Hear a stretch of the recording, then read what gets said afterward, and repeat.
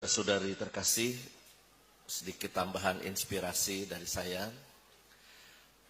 Waktu saya kuliah di Filipina, ada mata kuliah musik liturgi. Walaupun saya nggak bisa musik sama sekali, beda dengan si Noprin yang segala-galanya bisa ya. Saya cuma dapat nilai B- waktu itu musik liturgi karena nggak paham. Tapi saya masih ingat satu hal pelajaran. Kalau kita pengen menyanyikan lagu di dalam ibadah atau liturgi, itu ternyata ada prinsip begini. Kalau nadanya itu memuji, memuliakan Tuhan, itu nadanya harus, istilahnya musik itu crescendo, naik ke atas, nanjak notnya. Tapi kalau kita minta, memohon sama Tuhan, ya, itu nadanya harus decrescendo, menurun. Karena minta harus, ya tahu dirilah orang yang minta itu jangan tinggi nadanya, harus turun nadanya, decrescendo. Maka tadi lagu yang dinyanyikan oleh kelompok Kur di Mazmur Antar Bacaan benar, tentang Allah, dimulai dari not yang rendah ke arah tinggi. Allah telah naik diiringi sorak-sorai. Jadi nadanya itu nanjak, crescendo, karena ingin menunjukkan kemuliaan Allah, ya. Dan itulah yang benar kayak gitu. Cuma kadangkala kita orang Katolik dan manusia suka kebalik-balik. Mintanya tinggi nadanya, apalagi sekarang zamannya yang ngutang suka lebih galak daripada yang diutangin, ya gak? Nah, kita kadangkala tuh suka kebalik-balik. Coba lihat lagu-lagu kita. Misalnya kemuliaan. Kemuliaan kan harusnya memuji, memuliakan Tuhan kan? Tapi nadanya kemuliaan kepada Allah di surga. Turun nadanya. Harusnya naik. Tapi pas bagian minta rejeki, nadanya naik. Berilah kami. Coba rejekinya apa? Rejeki. Teriak kan? Ini nggak sinkronnya, kita nyanyi itu nggak sesuai dengan prinsip liturgi tadi. Crescendo dan decrescendo. Memuji, memuliakan Tuhan, nadanya harus naik, tinggi. Tapi kalau minta sama Tuhan, kita harus seperti pengemis yang rendah hati minta sama Tuhan. Ya, ini mungkin baik untuk kita permenungkan ketika hari kenaikan Tuhan ini. Kita ya memuji, memuliakan Tuhan yang naik ke surga, tetapi juga kita juga berharap kita boleh naik ke surga. Poin kedua kecil, perpisahan itu ada dua jenis. Perpisahan yang positif dan perpisahan yang negatif. Perpisahan positif itu, perpisahan negatif itu gampang contohnya. Perpisahan yang dimulai dengan pertengkaran, siapapun itu, sahabat, keluarga, ya, bisnis, kalau pakai pertengkaran itu pasti perpisahan negatif, pasti. Tapi kalau perpisahan positif itu memang dia harus pergi untuk kehidupan yang lebih mulia, yang lebih baik. Perpisahan dengan Tuhan Yesus pasti perpisahan positif. Tuhan Yesus harus pergi untuk kemuliaannya, tetapi juga supaya kita di dunia ini juga bisa berjuang hidupnya, dia mengutus Roh Kudusnya, itu perpisahan yang positif. Pertanyaannya, perpisahan dengan Romo Edi, itu perpisahan positif atau perpisahan yang negatif? Positif. Romo Nofrin, kalau kita pisah sama Romo Edi sih kita bye-bye aja ya. Ya. Kalau buat Romo Edi, kita nggak tahu apakah itu perpisahan negatif atau positif buat dia. Karena mungkin nanti di ruteng dia akan nyanyi, bagaimana kalau aku tidak baik-baik saja. Di sini dia baik-baik. Saya ingat September atau Agustus 2020 datang. September. Jadi Romo Hari Liong tuh Agustus akhir datang 2020, terus Romo Edi datang September akhir ya. Tanggal 6. Jadi awal-awal badan masih kurus, cupu gitu, cupu kayak anak cupu. Apa ya, cupu tuh apa sih? Culun gitu. Bingung, pelengak-pelengok, masuk Wisma Unio, waktu itu masih kecil kamarnya. Waktu itu sudah ada siapa di Wisma Unio ya? Romo Aji, Romo ini yang dari Surabaya tuh. Romo siapa teman saya Projo Surabaya, Satrio kalau Anda ingat ya. Itu juga di sini waktu itu ya. Maka sekarang setelah 5,5 tahun lebih dia harus pulang.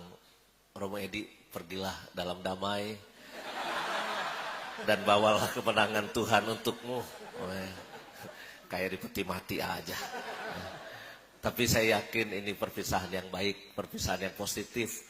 Ya pasti untuk Keuskupan Ruteng pulangnya satu Romo doktor di bidang pendidikan, pasti untuk NTT itu pasti sangat berguna. Ya, kalau rindu-rindu ya sesekali datanglah ke sini ya, supaya menikmati lagi kebahagiaan bersama kita. Terima kasih kepada paduan suara kelompok choir Thomas ya. Lingkungan wilayah atau nama kelompok ini? Wilayah Thomas dari paroki Salvator Sleepy. Kelihatan sangat profesional.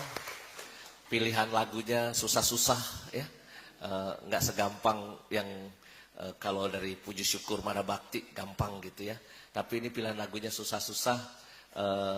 Terima kasih untuk pelayanan Anda dan saya kira ini salah satu paroki yang masih ingat sama Samadi setelah dapat sumbangan ya. Kalau yang lain-lain habis itu lupa sama kita ya. Tapi kalau Salvator sering untuk pelayanan di sini ngisi kur buat kita. Maka salam buat Romo siapa Kosmas. Kalau Romo Geri udah pindah belum? Oh sudah pindah ya. Oh, salam buat mereka dan semoga Sleepy tetap jaya. Ya, kan ada Sleepy Jaya atau di sana ya. Oke, terima kasih untuk semuanya. Romo Edi besok akan pulang ke Labuan Bajo. Untuk Anda yang memberikan salam terakhir, silahkan berikan salam terakhir Anda. Ya. Kalau nanti malam masih ada OKS, mungkin itulah OKS terakhirnya Romo Edi. Ya. Maka yang mau datang, yang nanti malam pun ada kelompok Bapak Ibu Pendeta yang sedang acara di sini, katanya mau nyanyi juga di OKS. Ya, mereka juga mau hadir di sini, mau nonton OKS itu kayak apa sebetulnya. Romo-romo itu kalau ber-OKS itu kayak apa. Mungkin setelah itu Pak Pendeta juga mau bikin OKS gitu, bagus juga biar makin terwartakan dengan gembira.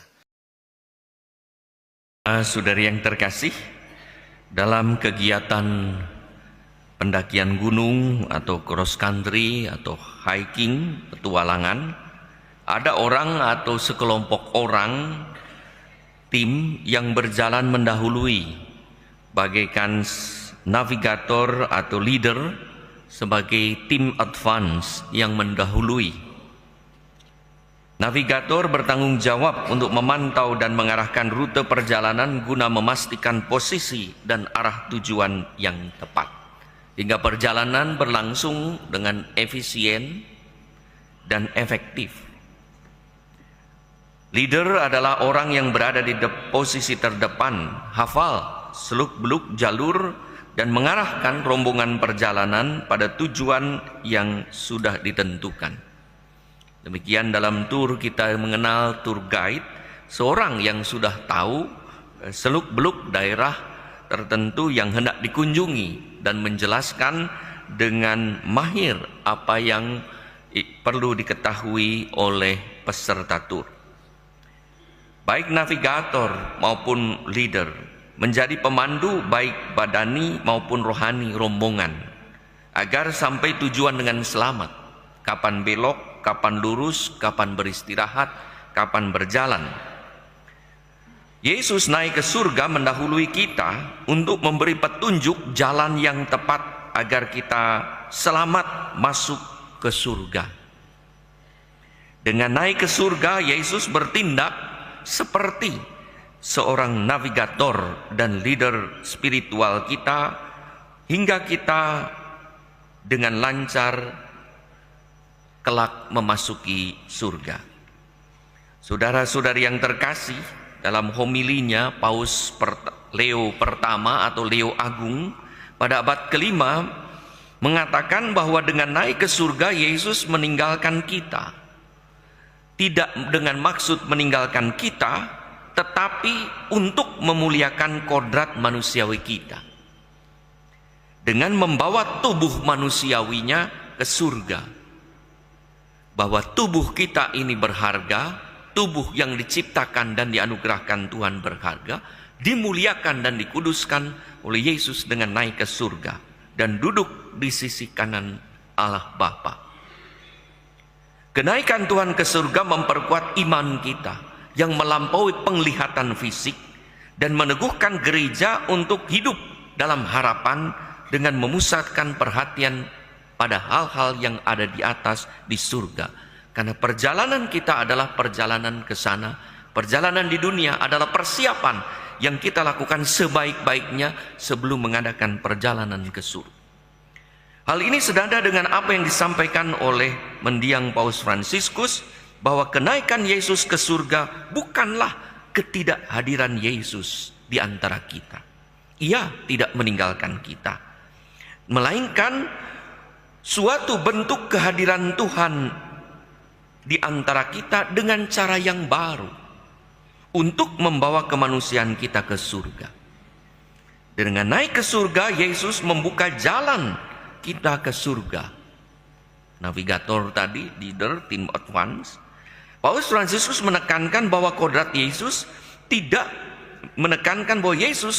meninggalkan kodrat manusiawinya, maka naik ke surga di dunia, tetapi membawa kedagingan kita dan mempersembahkannya kepada Allah.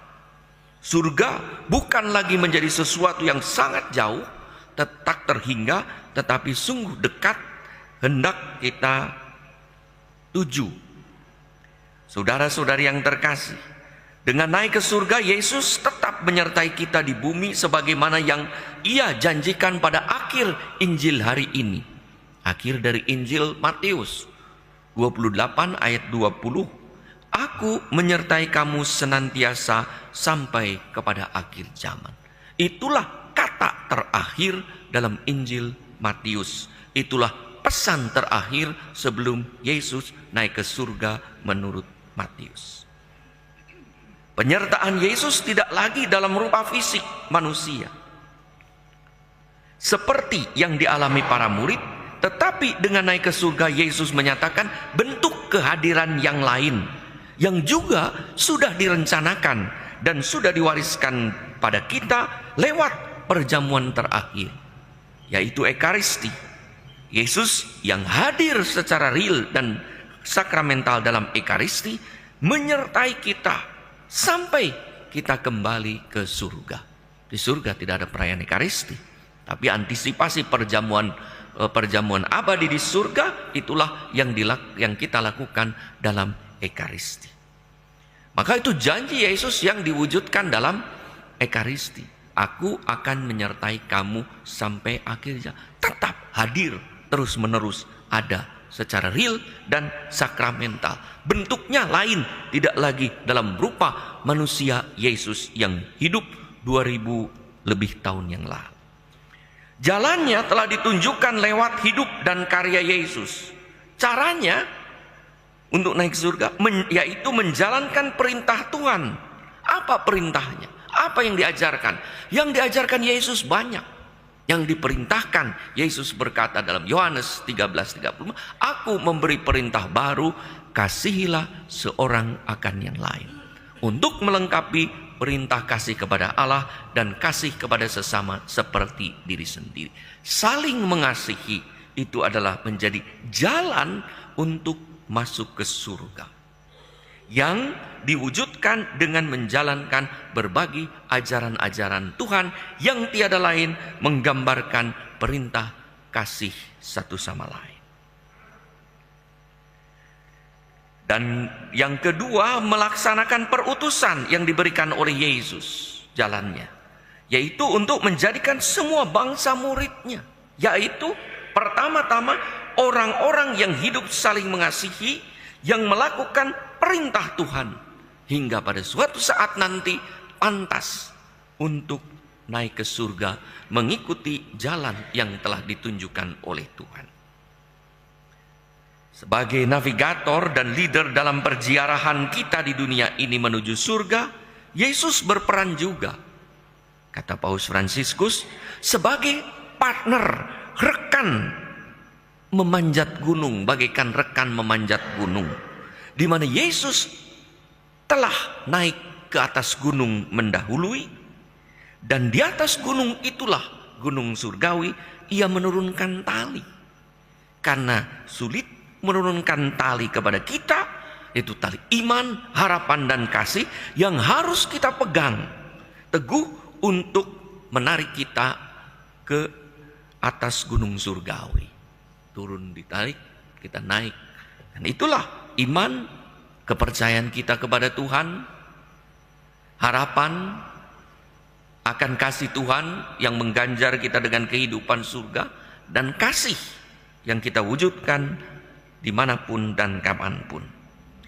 Yesus sendiri akan memastikan bahwa tak seorang pun di antara kita tertinggal. Ia akan menjamin semua orang supaya dapat naik, ditarik ke surga. Saudara-saudari yang terkasih, apakah kita pantas menjadi teman seperjalanan, teman naik gunung ke surgawi bersama dengan Yesus, sehingga kita layak untuk ditarik oleh Tuhan, hayo naik ke surga, ke tempat mulia yang kita rindukan, di mana kita mengalami hidup selamat, penuh berkat, bahagia, dan sukacita. Agar layak ikut rombongan di mana Yesus menjadi navigator dan leader menuju surga, kita diajak Yesus untuk mewartakan Injil dengan berani, membuat semua bangsa menjadi muridnya, yang mendengarkan, yaitu mereka yang mendengarkan sabda Allah dan tekun melaksanakannya. Terutama bukan soal apa isi pewartaan itu, tetapi bagaimana kita mewartakan Injil melalui hidup kita, yaitu hidup yang beraromakan Injil seperti yang dilakukan oleh Santo Fransiskus Assisi, yang digambarkan oleh Paus Fransiskus Assisi sebagai pribadi yang hidup beraromakan Injil. Hidupnya merupakan ungkapan kasih kepada Allah, kasih kepada sesama, terutama orang-orang miskin, orang kecil yang membutuhkan, dan kasih kepada alam semesta, kepada lingkungan, kepada binatang. Bahkan ia mengadakan persahabatan dengan binatang-binatang, termasuk binatang buas seperti serigala yang mengancam kampung, ia ajak dialog. Jadi, kasih inilah hidup yang beraromakan Injil, yang mari kita mewartakan Tuhan bukan soal apanya. Kita sudah tahu Injil, kabar gembira, kabar sukacita kerajaan Allah, tapi bagaimana kita mewujudkan kabar sukacita itu dalam hidup kita yang beraromakan Injil, yaitu sesuai dengan ajaran-ajaran Tuhan dan yang merupakan ungkapan dari perintah Tuhan untuk saling mengasihi.